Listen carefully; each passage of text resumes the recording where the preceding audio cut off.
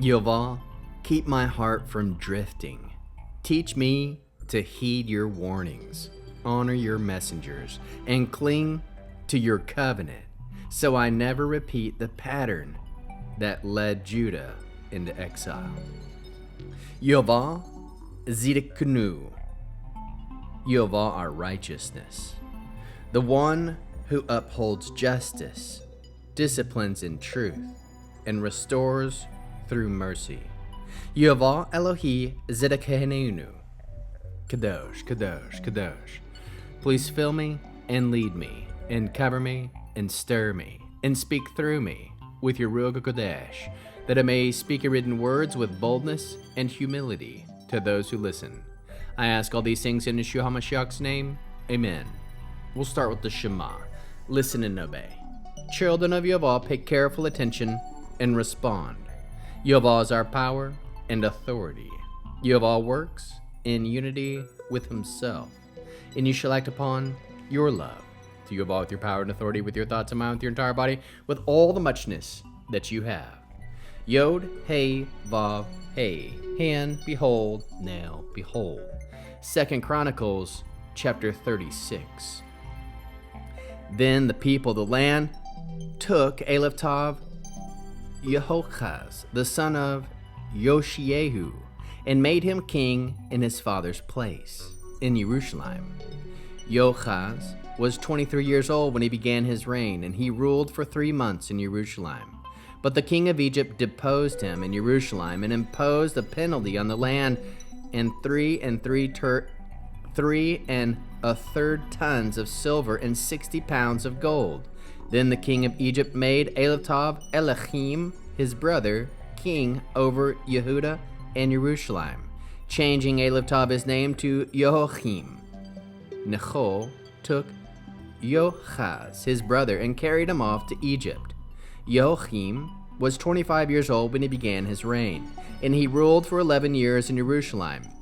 He did what was evil from the perspective of Yehovah his God.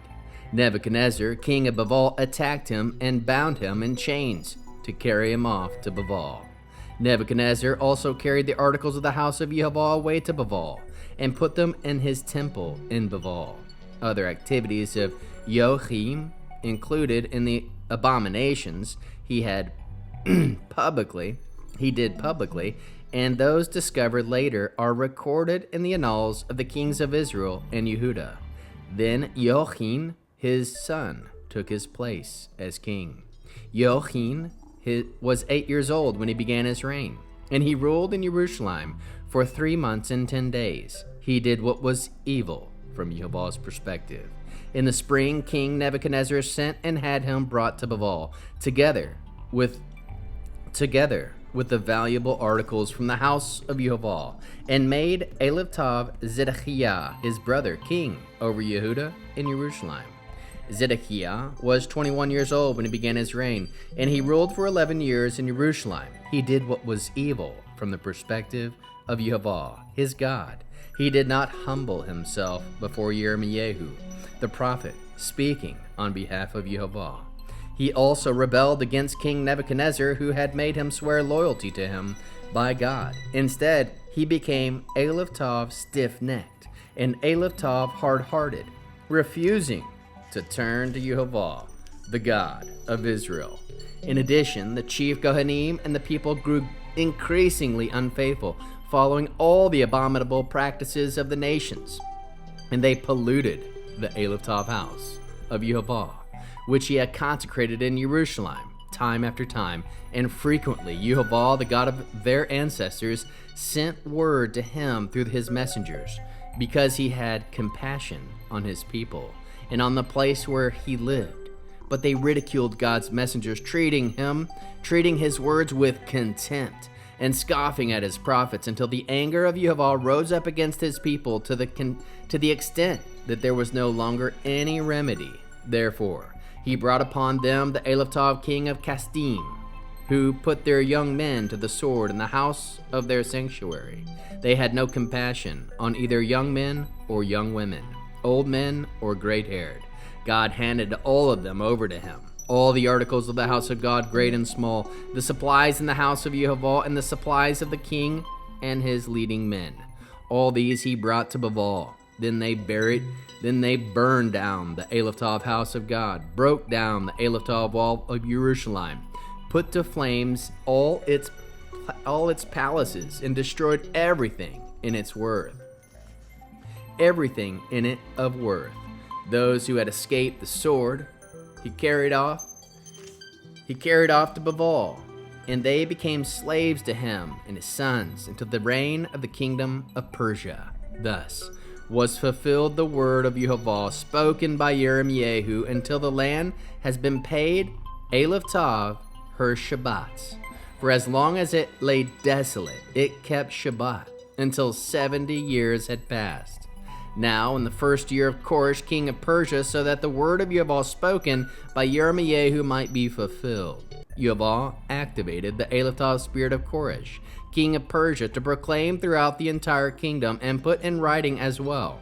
Here is what Koresh, king of Persia, says: Yehovah, the God of heaven, has given me all the kingdoms on earth, and he has charged me to build him a house in Jerusalem, in Yehuda. Whoever there is among you of all his people, may Yehovah his God be with him. He may go up. And this ends 2 Chronicles and ends the Tanakh, the Old Testament. How can we learn to love our Creator after reading this fascinating last chapter of 2 Chronicles and the last chapter of the Tanakh, the last chapter of the Old Testament, the Old Covenant? We can love Yehovah by listening to him, by listening to his word before judgment must come. Love Yehovah by honoring every messenger he sends, refusing to harden your heart. Love Yehovah by walking in righteousness, so exile never becomes necessary for correction. How can we love our neighbors as we love ourselves and as Yeshua loves us? By warning others gently when they drift from Yehovah's commands, encouraging repentance and restoration before ruin takes root. How can we bear one another's burdens? By standing with the broken, the disciplined, the exile, praying for their return, rebuild hope, and remind them that Yehovah restores after judgment. What are the top 3 fruits of the Spirit found? 1. Long-suffering. Yehovah sent prophet after prophet, patiently calling his people to return.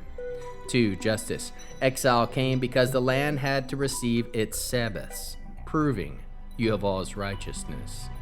3. Hope. Cyrus's decree, renewed expectation, Yehovah would restore his people after discipline. What is the Hebrew word that encapsulates this chapter? Geh-oo-LAH, redemption, deliverance after judgment, restoration through covenant faithfulness. Verse 23. Yehovah has changed me to build him a house in Jerusalem. How can we find Yeshua in the scriptures? The failed kings of Judah show the need for a perfect king, pointing directly to Yeshua.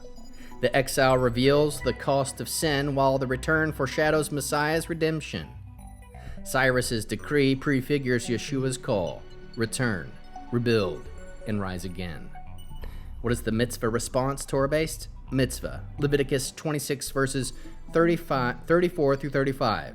Then the land shall enjoy its Sabbaths, because it did not rest during your Sabbaths when you lived upon it.